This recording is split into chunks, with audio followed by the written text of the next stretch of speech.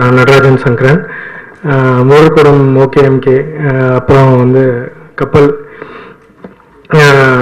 ரொம்ப ambitious project இது.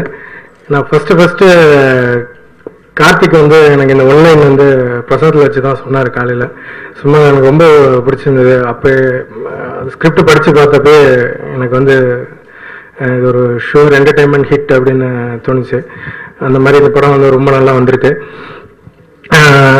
இந்த படத்துக்கு நான் அசோசியேட் ஆனதுக்கு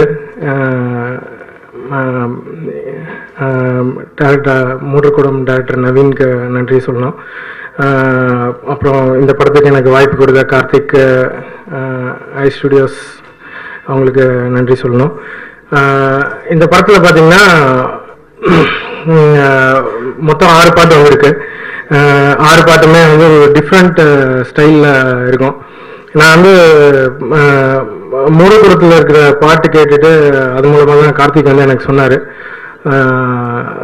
சொல்லும்போது வந்து எல்லாமே வேறு வேறு ஸ்டைலில் ட்ரை பண்ணுவோம், நார்மலாக இருக்கக்கூடாது அப்படிங்கிற மாதிரி சொன்னார்.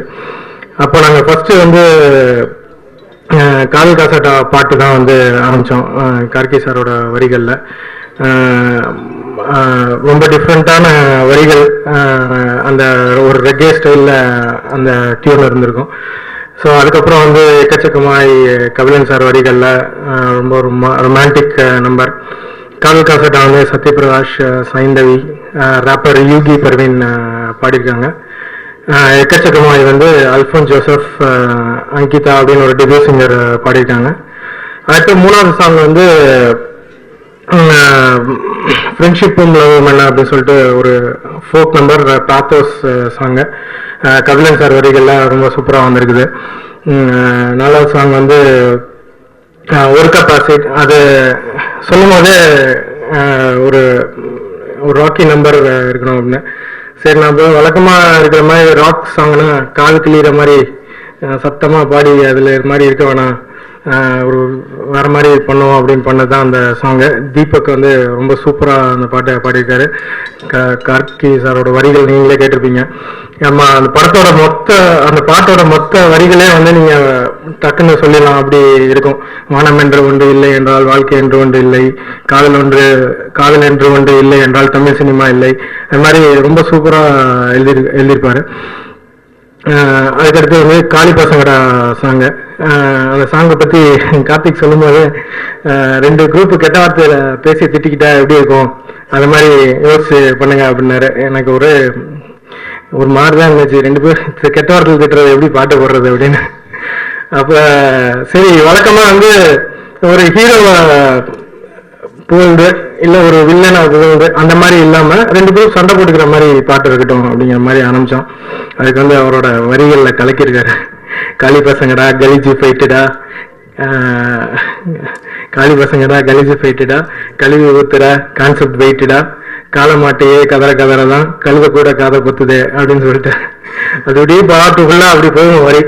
ஸோ இந்த மாதிரி ஒரு பாட்டு ஒரு டப் ஸ்டெப் ஸ்டைலில் ஃபோக்கோட பேக்ரவுண்டில் இருக்கும் அந்த பாட்டு. ஸோ இந்த பாட்டை யார் பாடுறது அப்படின்னு யோசிச்சப்போ தான் வந்து எனக்கு அவர் கார்த்திகா சொன்னார்.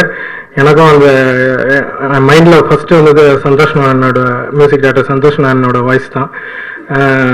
அவர்கிட்ட போய் அப்ரோச் பண்ணி போட்டு காமிச்சப்போ உடனே சிரிச்சுட்டு அக்செப்ட் பண்ணார். Thanks to Santhosh Narayanan. அதை பாசிபிள் ஆக்கின ஐ ஸ்டுடியோஸ் சுகனுக்கு வந்து என்னோட தேங்க்ஸ். ஏன்னா அவர் இல்லைன்னா இது பாசிபிள் இல்லை. அடுத்து வந்து ஊர் விட்டு ஊர் வந்து 80s இளையராஜா சாரோட கிளாசிக்கல் சாங். அது எப்போ கேட்டாலும் ஒரு 2000 தடவை கேட்டாலும் திருப்பி கேட்கணும் போல தோணும், அப்படி ஒரு பாட்டு. அந்த பாட்டை வந்து ரீமிக்ஸ் பண்ணலாமா வேணாமாங்கிறதுல எங்களுக்கு காலம் ஓடிச்சு.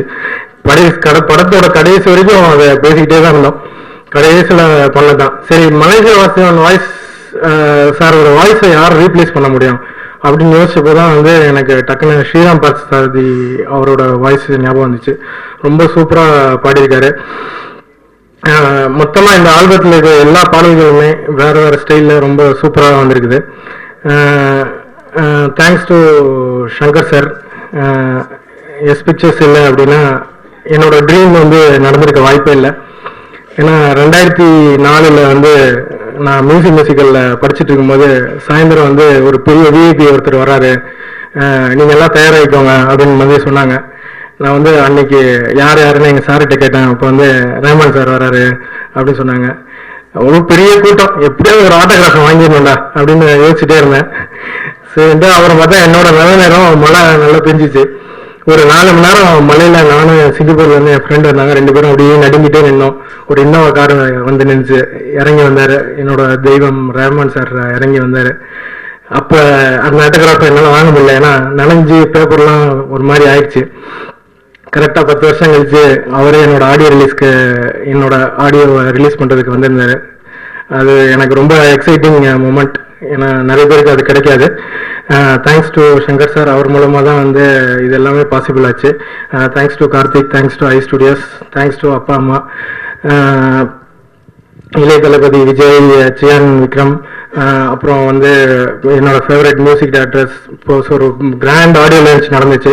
பாட்டு வந்து ஐடியூன்ஸில் டாப் லிஸ்ட்டில் ஒரு 1 வீக் இருந்தது. இப்போ ஒருக்கா பேசட் சாங் வந்து டாப் 5ல் இருக்குது. இது எல்லாமே அவரோட இதை தான் சொல்லணும், அவரோட அந்த லக்கி சாம் வந்து கிடைச்சதுன்னு தான் சொல்லணும்.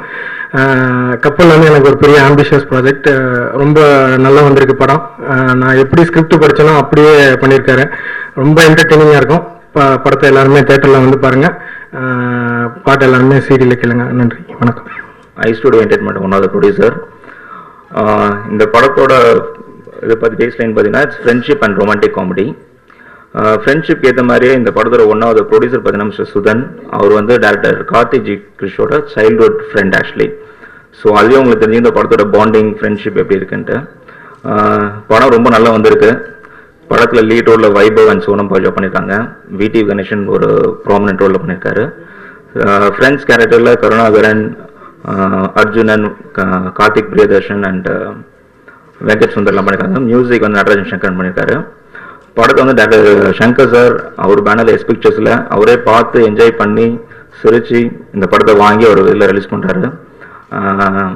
இந்த படத்தோட ஆடியோ லான்ச் ஃபங்க்ஷனுக்கு ஃப்ரெண்ட்ஷிப் ஏற்ற மாதிரியே பார்த்தீங்கன்னா டாக்டர் சங்கர் சாரோட ஃப்ரெண்ட்ஷிப்பை இது பண்ணி ரஹ்மான் சார், இளைய தளபதி விஜய் சார், சியான் விக்ரம் சார் அவங்களாம் வந்து இந்த படத்துக்கு ஒரு பெரிய எலிவேஷனாக இருந்தது. அது ஆக்சுவலி இந்த ஆப்பர்ச்சுனிட்டியை லைக் டு தேங்க்